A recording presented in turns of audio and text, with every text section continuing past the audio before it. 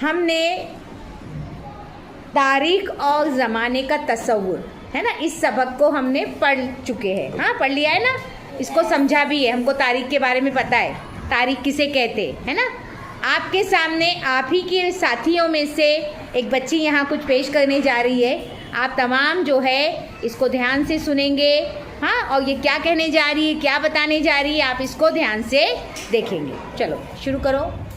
मेरा नाम आरफा है, मैं 5th A में पढ़ती हूँ। मैं आज आपको तुम्हारी जिंदगी के वाक़यात बताने जा रही हूँ। मेरी जिंदगी के वाक़यात बताने जा रही हूँ। 2015 में मेरी पैदाइश हुई, 2021 में मेरा भाई हुआ, 2022 में मेरा स्कूल में दाखिला हुआ, 2023 में दादी का इंतकाल हुआ, 2025 में मेरा हाथ टूटा है।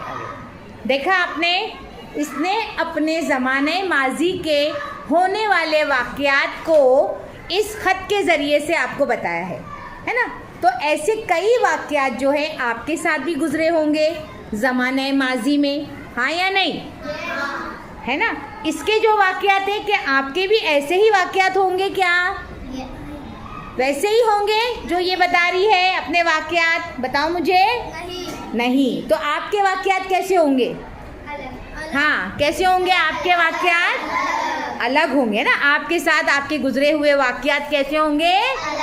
अलग होंगे। हर एक के साथ होने वाले तारीख में माजी के वाक़यात मुख्तलिफ होंगे, है ना।